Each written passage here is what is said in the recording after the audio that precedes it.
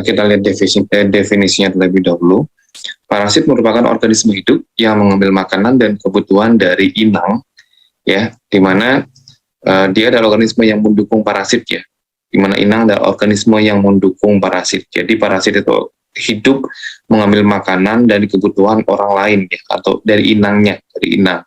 Dan parasit termasuk dalam parasit yang termasuk dalam parasitologi medik adalah protozoa, cacing, dan beberapa arthropoda. Penyakit yang disebabkan oleh infeksi parasit banyak, ya, penyakit-penyakit ada disebabkan oleh beberapa golongan parasit, dan kita lihat di slide beberapa berikutnya.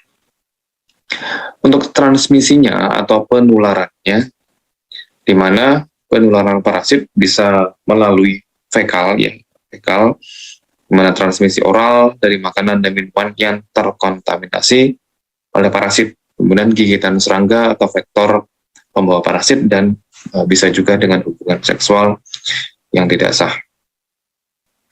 Kemudian faktor-faktor yang penting untuk patogenisitas, ya, patogenitas di infeksi parasit adalah satu, attachment ke jaringan host yang diikuti oleh replikasi untuk membangun kolonisasi. Kedua, produk beracunnya, toksinnya yang dikeluarkan oleh protozoa parasit tersebut.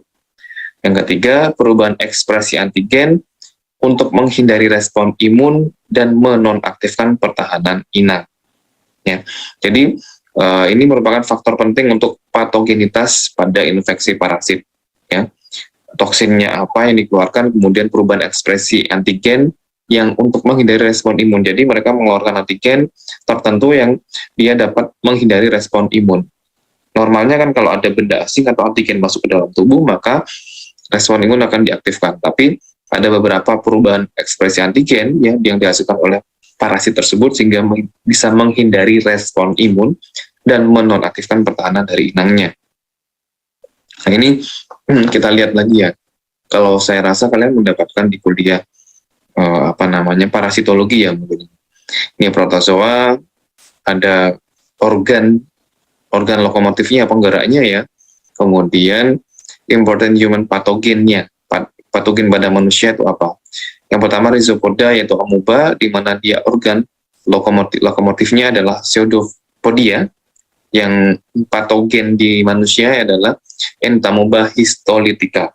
Pasti Anda kenal dengan nama ini, sudah terkenal di zaman SMA, ya, Entamoeba histolytica. Kemudian Mastigospora, ya, dia organ lokomotifnya adalah flagella. Yang patogen adalah contoh Giardia labia, Trichomonas, Leishmania, Trypanosoma. Ya. Untuk sporozoa, dia contohnya ada Plasmodium sp, ya. Kemudian yang silia itu ada Balantidium coli. Kemudian kalau kita lihat di sini, ya, lokasi infeksi, ya, ini ada peta semacam pemetaannya untuk infeksi pada gastrointestinal, ya, intestinal tract, spesiesnya itu biasanya adalah Entamoeba histolytica, di mana Entamoeba histolytica penyakitnya adalah amebiasis, kemudian Giardia labia, Giardiasis, Cryptosporidium parvum, Cryptosporidiosis, ya, Balantidium coli, Balantidiasis, Isospora belli, Isosporiasis, dan kawannya. Kemudian ada pada urogenital dan pada blood and tissue, ya, darah dan jaringan. Pada saluran kemih, ya, urogenital ada Trichomonas vaginalis, biasanya penyakitnya adalah trichomoniasis. Sedangkan untuk pada jaringan darah dan jaringan, contohnya adalah Plasmodium spesies, bisa malaria, Toxoplasma gondii menyebabkan toxoplasmosis, ya, dan sebagainya, ya, bisa kalian baca di sini, atau Trypanosoma spesies, Trypanosomiasis, ya. Yang pertama kita lihat tentang amebiasis, ya. Kalau kita lihat dari amebiasis di sini, ini siklus hidupnya, ya. Siklus hidupnya saya tidak akan menjelaskan secara detail di sini kan, karena kalian saya rasa sudah mendapatkan di mata kuliah parasitologi. Di sini kita lihat ada siklus hidupnya, dia akan menjadi kista dan tropozoid, ya. Dia akan menjadi kista dan tropozoid, ya. Dimana dari tropozoid ini ya, yang existential ya, dia akan berubah menjadi tropozoid ya. Kemudian dia akan melalui multiplikasi menjadi tropozoid dan menjadi kista ya. Kista. Kemudian kalau kita lihat dia penularannya lewat fekal ya, lewat oral ya, lewat oral. Kemudian dia dari makanannya diinfeksi oleh si parasit ya. Kemudian dia akan dimakan oleh si inangnya, kemudian akan terinfeksi. Kalau kita lihat ada bagian A, B, C ya, di mana A itu non invasif kolonisasi ya. Di bagian A terjadi non invasif kolonisasinya, di B dia akan menyebabkan intestinal disease ya. Kalau dia di bagian C dia akan menyebabkan extra intestinal disease yang kemarin kita bahas ya. Nah, di hepar di sini ada abses hepar ya, abses liver atau hepar yang disebabkan oleh amoeba itu ketika pada fase yang C ya, pada fase yang C. Nah, kalau kita lihat di sini dari kista yang ada pada feses ya, dia kista di small intestine atau di usus ya, menjadi eksis, kemudian common grow dia di kolon ya, common shell grow ya, tumbuh di kolon, dia di mucosal ulceration, dan di kolon dia kemudian direct extension to skin ya, melakukan direct extension to skin, dan dia menyebabkan cutaneous or renal amoebiasis. Nah, kalau kita lihat di sini ada yang dia di usus ya, ada di hepar ya, ada di hepar, kadang juga bisa di otak ataupun di paru ya, ada di paru. Nah, si amoeba ini tidak hanya di usus, mungkin kebanyakan dari kita atau beberapa dari kita kalau kita lihat di pelajaran SMA bahwa si amoeba ini kebanyakan di usus, tapi ternyata bisa dia tidak hanya di usus tapi juga abses, menyebabkan abses di liver atau hepar, kemudian di otak, dan juga pada paru-paru atau perikardial abses ya. Yang perlu kita tekankan di sini ada dua fase, di sini ada fase tropozoid dan ada fase kista. Ini yang membedakan nanti untuk pengobatannya. Pengobatan, ada obat-obatan yang aktif pada fase umum mengeradikasi kista, ada obat-obatan yang aktif untuk mengeradikasi bentuk tropozoidnya. Nah, pilihan terapinya sebenarnya banyak ya, tapi kita lihat 4 ini dulu saja. Ada iodoquinol, ada metronidazole, ada diloxanate furoate, ada tinidazole. Ya. Untuk iodoquinol ya, dia adalah hidroksiquinolin yang terhalogenasi, dan dia merupakan amebisid luminal yang efektif. Amebisid berarti dia kan ada amebistatik, ada amebisid ya. Bisid itu membunuh, berarti dia punya kemampuan untuk membunuh atau mengeradikasi si amoeba. Dan diketahui 90% obat ini bekerja dalam usus ya, dan diekskresikan melalui feses. Sisanya dia memasuki sirkulasi dan memiliki waktu paru 11-14 jam dan diekskresikan dalam urin. Selanjutnya mekanisme kerjanya belum banyak diketahui ya, tapi kita lihat nanti di belakang. Efek sampingnya anoreksia, nausea, vomiting, abdominal pain, nyeri perut ya, sakit kepala, ruam, dan gatal. Obat yang berikutnya adalah diloxanate furoate. Diloxanate furoate adalah turunan dari dikloroasetamid ya, di mana dia merupakan amebisid luminal yang efektif, tetapi tidak aktif terhadap trofozoid jaringan. Ya, Anda ingat-ingat bahwa si diloxanate furoate dia tidak aktif terhadap trofozoid jaringan. Di usus, diloxanate ini dibagi atau dalam artian di metabolisme ya, bisa dipecah menjadi diloxanate dan asam furoik.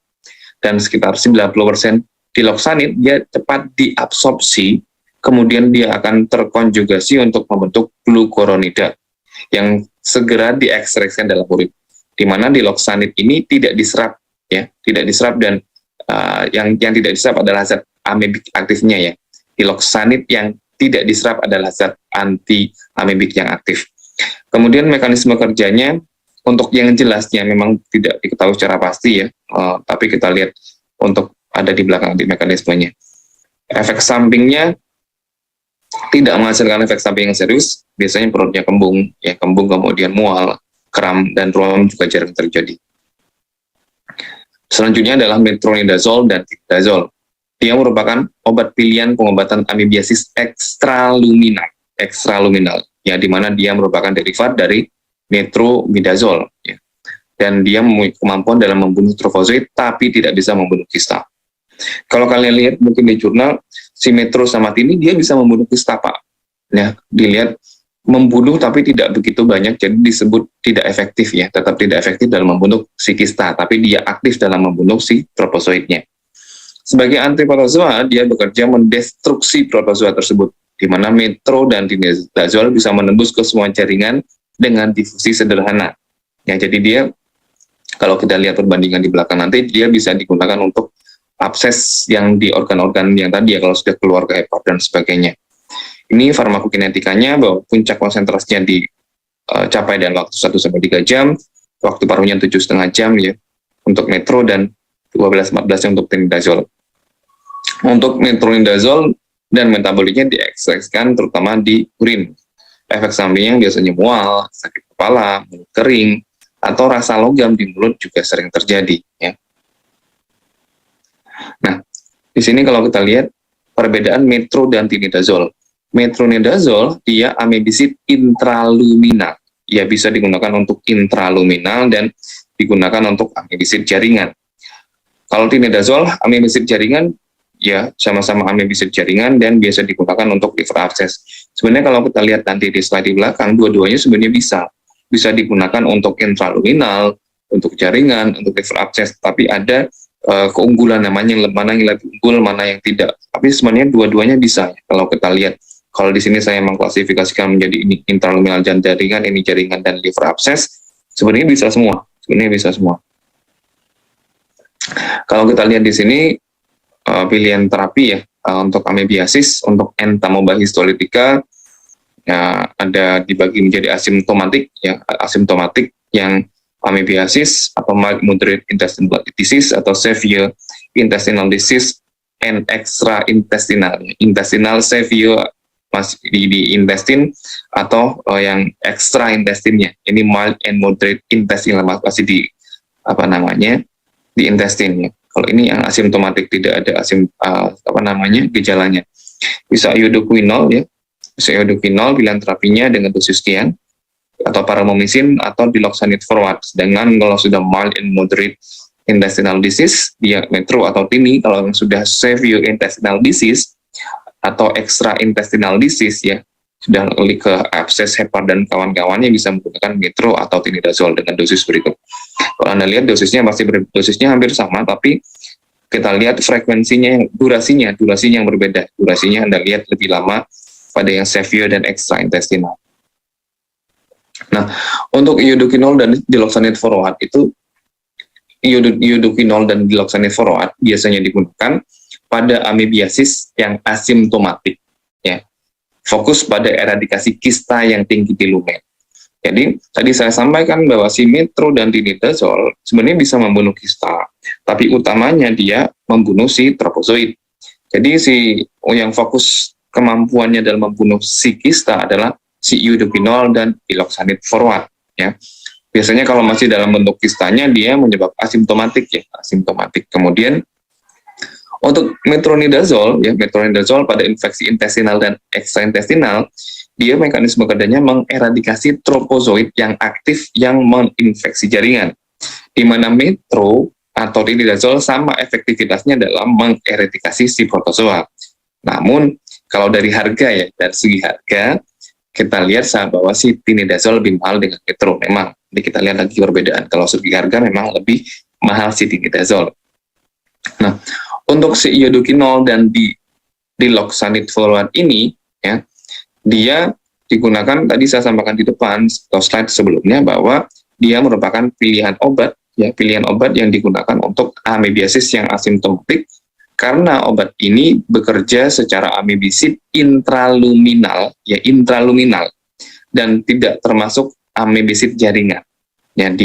Dia hanya amebisid intraluminal, dia tidak bisa digunakan untuk ke jaringan yang misalnya udah abses ke hepar dan kawan-kawannya. Dia hanya bisa bekerja membunuh kista ya, membunuh kista yang ada di lumen ya. Sehingga amebiasis asimptomatik yang disebabkan oleh kista dari entamoeba histolytica terletak di lumen bisa dieradikasi. Sehingga terapi dengan obat ini efektif pada amebiasis asimptomatik ya. ia hanya efektif pada si kondisi asimptomatik dalam bentuk si entamoeba histolitika dalam bentuk si kista saja. Nah, untuk metronidazol ya, ya di sini untuk metronidazol digunakan untuk terapi infeksi intra dan ekstra intestinal. Kalau kita lihat si metronidazol punya efek atau punya sifat amibisid intraluminal dan ekstraluminal. Metro, dia bekerja dengan mendestruksi protozoa dengan mengganggu replikasi DNA-nya. Dan ini berlaku pada amoeba atau protozoa sehingga metro ini efektif mengeradikasi dalam bentuk tropozoid si protozoa dan lemah dalam mengeradikasi si kista. Ya, karena kista merupakan bentuk pasif dari protozoa yang dorman tidak melakukan aktivitasnya. Ini alasannya. Kenapa dia tidak begitu efektif pada fase si kista? Karena kista merupakan bentuk pasif dari protozoa di mana dia dorman tidak melakukan aktivitas. Kalau Anda lihat lagi di jurnal, saya ulangi lagi, Pak, dia bisa membunuh kista, bisa, tapi lemah, ya, lemah. Jadi dianggap tidak mengeradikasi si kista. Si metro ini efektif dalam infeksi ekstraluminal karena metro dapat berdifusi sederhana menembus jaringan. Jadi dia bisa menembus jaringan, dia bisa membunuh tropozoid, dia bisa menembus jaringan, jadi bisa digunakan untuk yang akses ke jaringan-jaringan. Selanjutnya, nah kalau kita lihat, metro dibandingkan dengan tinidazol. Metronidazol dalam hal harga memang lebih farmakoekonomi, lebih murah ya, lebih terjangkau dibandingkan si tinidazol.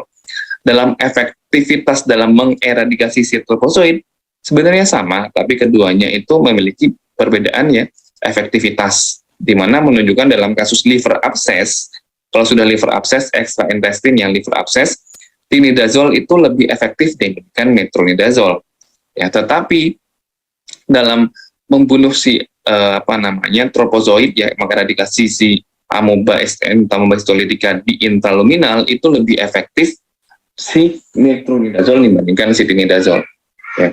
Sebenarnya dua-duanya sama-sama bisa digunakan untuk intra dan ekstraluminal ya, dan abses liver tadi ya sama. Tapi kemampuan kalau kita lihat mana yang lebih unggul dalam liver abscess ya, kalau sudah ekstraluminal liver abscess tadi si tinidazol lebih unggul. Tapi kalau masih di intralumen si metronidazol yang lebih unggul dibandingkan si tinidazol dalam hal membunuh kista, ya, bukan tropozoid. Saya lanjutkan.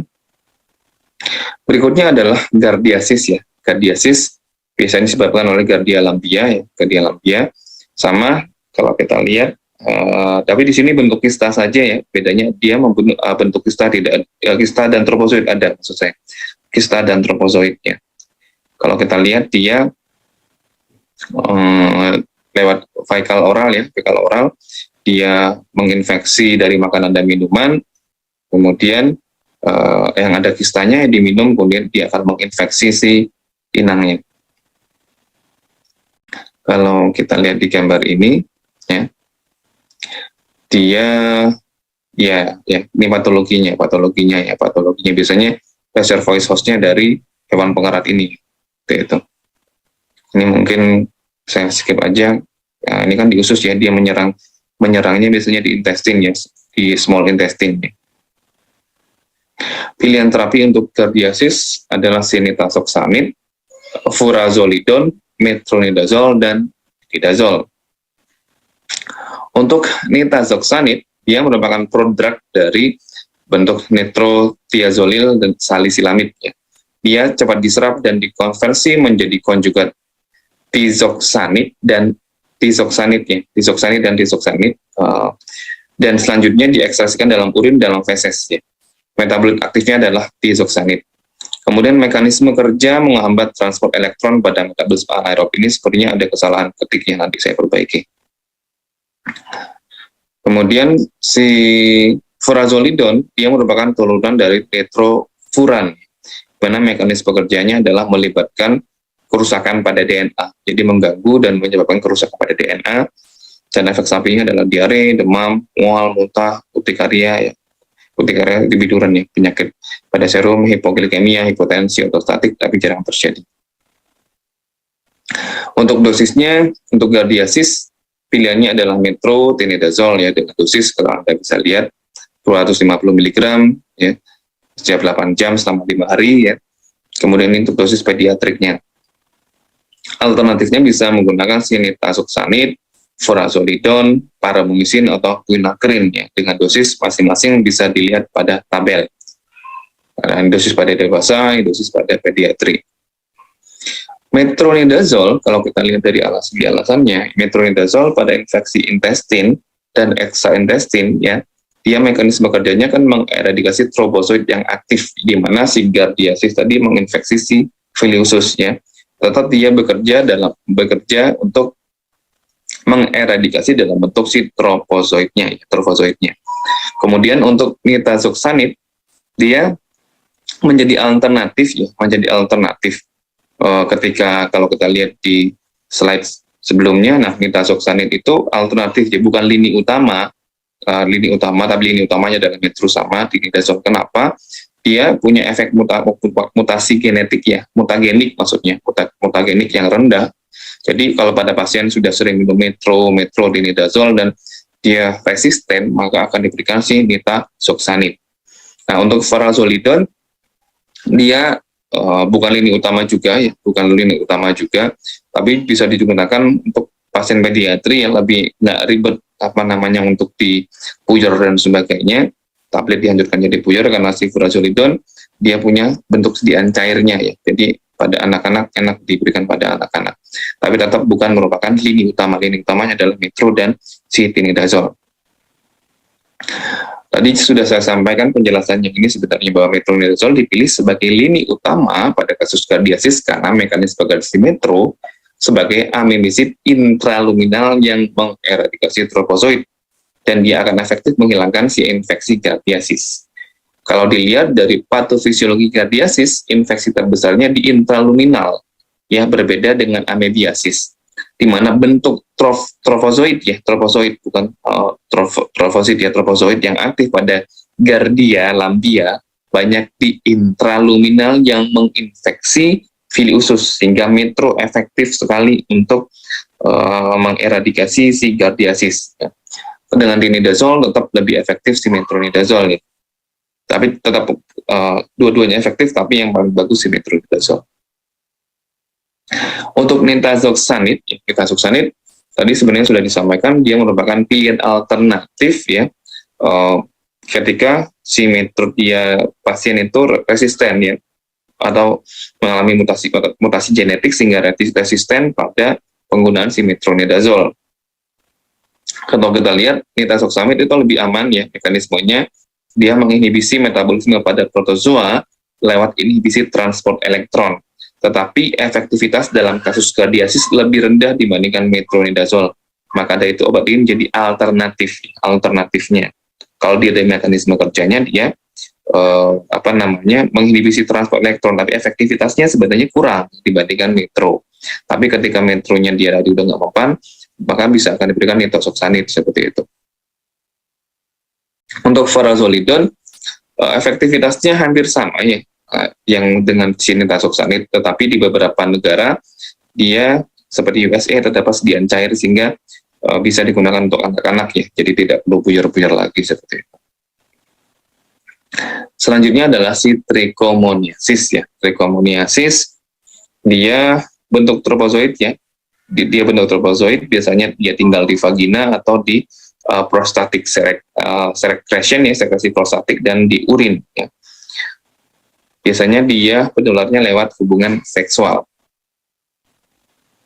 Pilihan terapinya bisa metro dan tinidazole.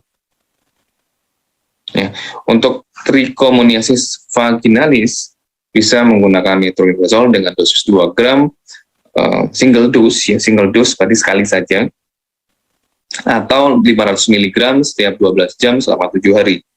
Dan untuk tinidazole 2 gram single dose ya, 2 gram single dose.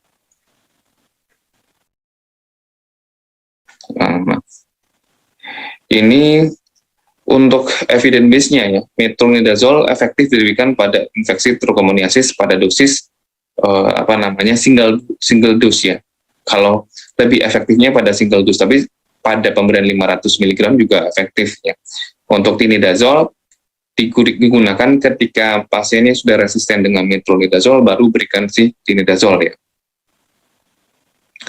Metronidazole dia merupakan terapi utama pada trichomoniasis ini. Berdasarkan si evidence-based medicine ya, trichomoniasis diterapi dengan 2 gram single dose atau 500 mg setiap 12 jam, dia sama-sama dapat mengeradikasi atau membunuh si Trichomonas vaginalis. Dan kita sudah tahu tadi bahwa mekanisme kerjanya adalah dia efektif terhadap bentuk trofozoid, dan di Trichomonas dia nggak punya bentuk kista, hanya trofozoid, sehingga metro efektif untuk si trichomoniasis ini. Untuk tinidazole efektivitasnya hampir sama, tapi biasanya diberikan pada pasien yang resisten terhadap si metronidazole. Hal ini karena si metronidazole kerja metro ini pada DNA sehingga bersifat mutagenik ya pada protozoa, sehingga penggunaan dan dosis yang kurang bisa menyebabkan perubahan pada DNA pada protozoa, sehingga dia bisa membentuk kekebalan ya, sehingga resisten terhadap si metronidazole. Oke, kemudian kita selanjutnya adalah si toxoplasmosis ya. Toxoplasmosis ya, dia toxoplasma ya. Di toxoplasma dia kalau kita lihat siklusnya ada yang aseksual ya, bersifat aseksual, psikozogoni ya, dan seksual. Ada siklus seksual dan aseksualnya, gametogoni, sporogoni ya, untuk yang siklus secara seksualnya di dalam sel epitel dalam usus halus kucing, biasanya pada usus halus kucing, di mana ookis keluar bersama tinja dan matang sekitar 1-5 hari, di mana sporokista itu 2 sporokista masing-masing akan menjadi 4 sporozoid, dan jika tetelan manusia dia akan menjadi si takizoid. Pada manusia, takizoid ditemukan pada infeksi akut dan dapat masuk ke tiap sel yang berinti, yang memiliki inti sel, sebagai parasit obligat intraseluler. Kemudian dia berkembang biak secara endodiogeni, dan sel kemudian akan pecah dan takizoid masuk ke sel di sekitarnya ya. Dan biasanya akan dilakukan diaktifkan fagositosis ya oleh sel makrofag ketika terdeteksi di dalam sekitar sel-sel tersebut. Dalam sel, takizoid akan membentuk bradyzoid ya, kista jaringan terutama di dalam otak, jantung, dan otot-otot ya, dalam otot, di mana kalau kita lihat di pasien HIV ada yang namanya toxoplasma cerebri ya. Jadi dia bisa tertanam ya, bisa masuk ke dalam otak si bradyzoidnya tersebut. Toxoplasma congenital biasanya dia melalui placenta in utero ya, di mana kalau kita lihat si toxoplasmosis aquista dia melalui makanan daging mentah ya, atau pada kurang matang yang terkontaminasi. Ya, ada toxoplasma congenital, ada toxoplasma aquisita. Dan si toxoplasmosis aquisita biasanya ketika tertelan makanan atau minuman yang terkontaminasi oleh tinja kucing. Ya. Bisa atau kita lihat bisa melalui jarum suntik atau alat laboratorium yang terkontaminasi, atau melalui transplantasi organ dari donor organ yang terinfeksi, itu penularannya. Pilihan terapinya bisa pirimetamin, bisa sulfadiazin, dan bisa spiralizin. Kalau kita lihat di pirimetamin, dia merupakan senyawa penghambat dihidrofolat reduktase ya, yang digunakan untuk menghambat enzim pada parasit, di mana dia diserap dengan baik dengan bioavailabilitasnya di atas 90%, di mana jumlah dan ketersediaan obat yang tersedia di plasma atau di sirkulasi adalah lebih dari 90%, ya, sangat baik sekali. Dan dia mencapai puncak ya, di mana mencapai puncak konsentrasinya sebesar 183 bukan IG ya, mikrogram per mililiter dalam waktu 2-8 jam.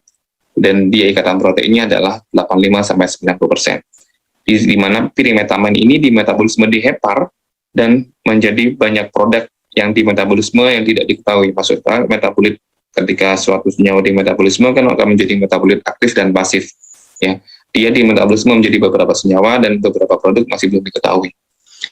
dan sekitar 15-30%-nya diekspresikan di dalam urin. Efek sampingnya supresi sumsum tulang belakang, ya, ruang kulit, dan kejang atau kejarang. Biasanya kalau kita lihat di penghambatannya, dia menghambat dihidrofolat reduktase, maka akan menghambat si supresi sumsumnya. Dia akan menyebabkan anemia dan penurunan sintesis dari sel darah merah, sel darah putih, dan sebagainya. Karena kita tahu bahwa si dihidrofolat reduktase berperan dalam sintesis asam folat, dan asam folat ia digunakan untuk sintesis banyak hal di tubuh manusia. Nah, kemudian sulfadiazin, dia bertindak sebagai analog para amidobenzoat dan menghambat jalur biosintesis folat pada parasit. Dan bioavailabilitasnya juga bagus, ya, di atas 90%. Dia diekspresikan lewat renal dan melalui glomerulus, namun 70% yang difilter mengalami reabsorpsi tubular, sehingga yang menyebabkan dia durasinya itu lebih panjang. Nah, kalau kita lihat di sini, kalau kemarin di presentasi, ya, ada presentasi dia ada golongan sulfa juga bisa digunakan, ya bisa digunakan. Nah, kalau dalam kita lihat di PABA, ya, tiorat, difosfat, dan para amidobenzoic acid, ya, dia akan menjadi dihidropteroic acid, kemudian hidrofolic acid, kemudian tetrahydrofolic acid. Dan ada enzim-enzim yang berperan di sini, ya. Enzim seperti dihidropteroid sintase, dihidrofolat reduktase. Kalau kita lihat tadi, nah, dia lebih ke dihidrofolat reduktasenya. Dihidrofolat reduktase berarti dia bekerja di sini, sama dengan sulfamethoxazole trimetoprim, ya. Kalau sulfamethoxazole di sini, trimetoprim di sini. Jadi si golongan sulfamethoxazole trimetoprim juga bisa digunakan untuk mengatasi si toksoplasma sebenarnya. Selanjutnya adalah si speramisin, ya. Speramisin kalau kita lihat di antibiotik golongan si macrolide, ya, juga, yang biasanya digunakan untuk kehamilan, di mana mekanisme kerjanya si macrolide itu kan bekerja menghambat sintesis peptida, ya, pada subunit 50S ribosom dengan memisahkan kompleks RNA untuk transfer peptida selama translokasi. Ini hanya farmakokinetikanya, ya. Kemudian, nah, di sini bisa pirimetamin plus sulfadiazin atau speramisin, ya. Ini untuk tata laksananya. Kenapa? Kalau kita lihat pirimetamin dan sulfadiazin, ya, efektif untuk infeksi toksoplasma, ya. Efektif pada infeksi toksoplasma, bekerja dengan menginhibisi sintesis asam folat, namun beda jalur, sehingga akan memperkuat hasilnya.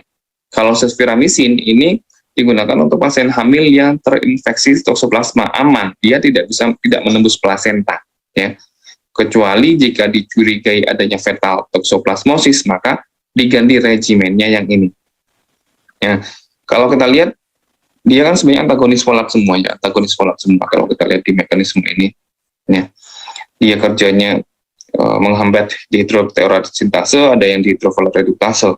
Dimana kalau nanti asam folatnya terganggu, apalagi pada kehamilan, maka akan membahayakan si organogenesis pembentukan organ, karena pada kehamilan terjadi pembentukan organ, ya, apalagi trimester awal.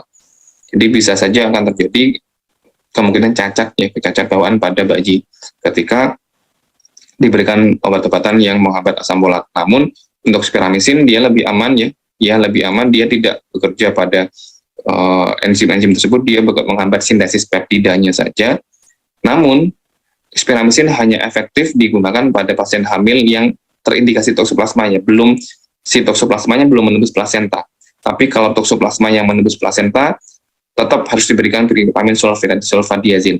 Katanya tadi bahaya buat janinnya, Pak. Tapi kalau kondisi seperti ini kita harus menimbang bahwa ibu memilih menyelamatkan ibu dan anaknya, dua-duanya memang utama. Tetapi kalau kondisi urgent, maka akan dipilih ibunya yang akan diutamakan. Si ibunya akan lebih diutamakan. Untuk menghindari efek samping di si pirimetamin dan sulfadiazin, biasanya diberikan terapi asam folat, ya, tambahan asam folat.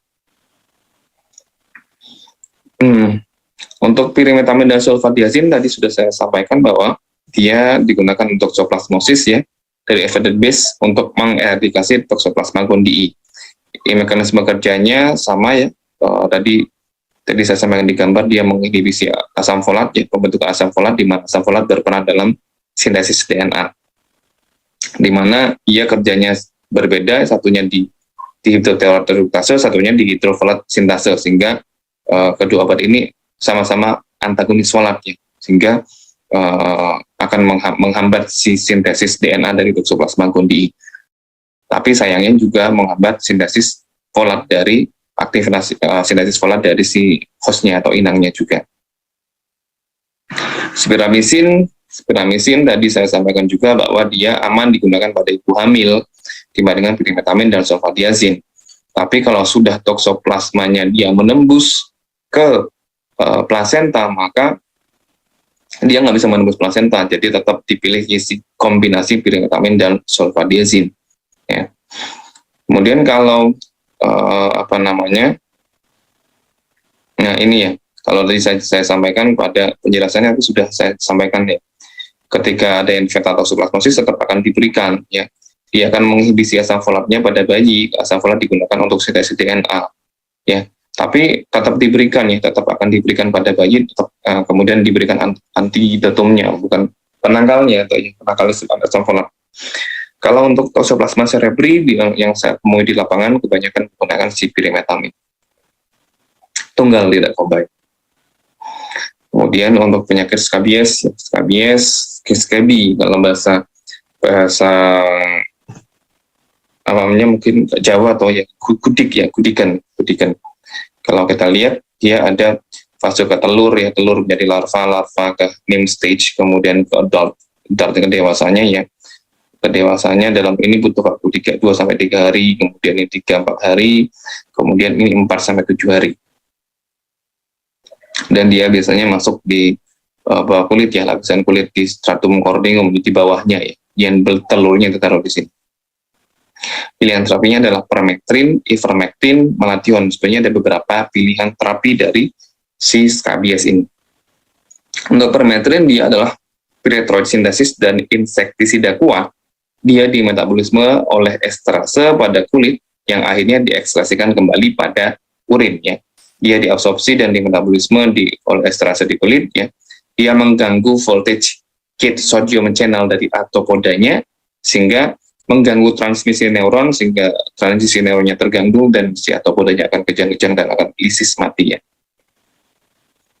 Untuk ivermectin, dia agen antiemetik yang berasal dari derivat avermectin yang bekerja pada sinaps sel saraf dan memanfaatkan glutamat dan gamma aminobutyric acid. Jadi dia memainkan kelistrikannya, ya,